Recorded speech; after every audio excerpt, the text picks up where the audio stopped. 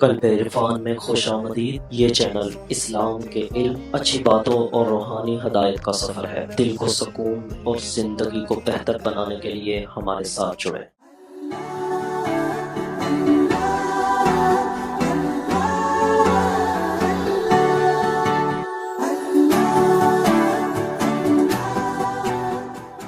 حضرت موسیٰ بن عقبہ روایت کرتے ہیں،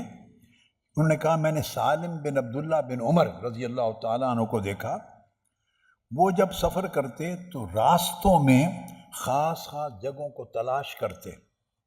اب یہ جو حدیث سنا رہا ہوں یہ بھی صحیح بخاری کی ہے۔ صحیح بخاری میں روایت کیا کہ وہ مختلف راستوں میں جگہیں تلاش کرتے اور چن چن کر نشاندہی کر کر ایک ایک جگہ پر جا کے وہاں نماز پڑھتے، جگہیں تلاش کر کر کے نماز پڑھتے اور بیان کرتے کہ میں اس لیے نماز پڑھتا ہوں کہ میرے والد حضرت عبداللہ بن عمر بھی اس طرح گلی گلی کوچا کوچا میں جا کے جگہیں تلاش کر کے نماز پڑھتے تھے۔ میں نے پوچھا وہ کیوں پڑھتے تھے؟ انہوں نے کہا اس لیے کہ ان جگہوں پر آقا علیہ السلام نے نمازیں پڑھی تھی سفر پر جاتے ہوئے، تو جہاں آقا علیہ السلام کے قدم لگ گئے تھے وہ ان قدموں کے نشان چن چن کر جا کے نمازیں پڑھتے تھے، انہی نمازوں کی جگہ پر نماز پڑھتے تھے، وہ جگہ بھی مس نہ ہو جائے۔ متابعت میں فنائیت کا یہ عالم تھا، جگہ بھی مس نہ ہو جائے۔ حضرت جبیر بن نفیر روایت کرتے ہیں کہ میں حضرت شرحبیل بن سمت کے ساتھ گیا ایک گاؤں میں، اور وہ گاؤں شہر مدینہ سے 17-18 میل دور تھا۔ انہوں نے جا کے 2 رکعت نفل پڑھے۔ جب 2 رکعت نفل پڑھے تو میں نے پوچھا، اس کا نام ذوالحلیفہ ہے،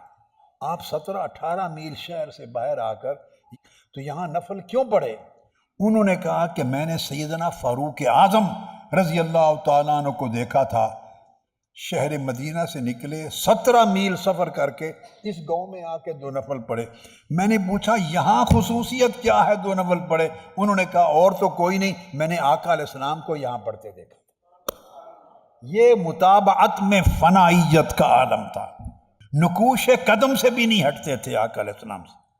اور میں نے پوچھا قلت له فقال انما افعل كما رأيت رسول اللہ صلی اللہ علیہ وسلم يفعل، میں تو وہی کچھ کر رہا ہوں جو میں نے آنکھوں سے آقا علیہ السلام کو کرتے دیکھا تھا۔ بسم اللہ الرحمن الرحیم۔ یاسین والقرآن الحکیم انک لمن المرسلین علی صراط مستقیم تنزیل العزیز الرحیم لتنذر قوما ما أنذر آباؤهم فهم غافلون لقد حق القول على أكثرهم فهم لا يؤمنون إنا جعلنا في أعناقهم أغلالا فهي إلى الأذقان فهم مقمحون وجعلنا من بين أيديهم سدا ومن خلفهم سدا فأغشيناهم فهم لا يبصرون وسواء عليهم أأنذرتهم أم لم تنذرهم لا يؤمنون إنما تنذر من اتبع الذكر وخشي الرحمن بالغيب فبشره بمغفرة وأجر كريم إنا نحن نحيي الموتى ونكتب ما قدموا وآثارهم وكل شيء أحصيناه في إمام مبين واضرب لهم مثلا أصحاب القرية إذ جاءها المرسلون إذ أرسلنا إليهم 2 فكذبوهما فعززنا بثالث فقالوا إنا إليكم مرسلون قالوا ما أنتم إلا بشر مثلنا وما أنزل الرحمن من شيء إن أنتم إلا تكذبون قالوا ربنا يعلم إنا إليكم لمرسلون وما علينا إلا البلاغ المبين قالوا إنا تطيرنا بكم لئن لم تنتهوا لنرجمنكم وليمسنكم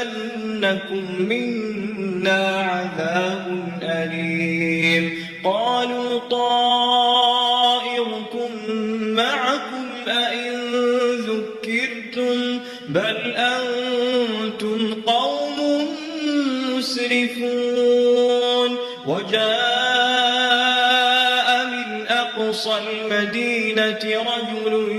يسعى قال يا قوم اتبعوا المرسلين اتبعوا من لا يسألكم أجرا وهم مهتدون وما لي لا أعبد الذي فطرني وإليه ترجعون أأتخذ من دونه آلهة إن يردني الرحمن بضر لا تغن عني شفاعتهم شيئا ولا ينقذون إني إذا لفي ضلال مبين إني آمنت بربكم فاسمعون قيل ادخل الجنة قال يا ليت قومي يعلمون بما غفر لي ربي وجعلني من المكرمين وما أنزلنا على قومه من بعده من جند من السماء وما كنا منزلين إن كانت إلا صيحة واحدة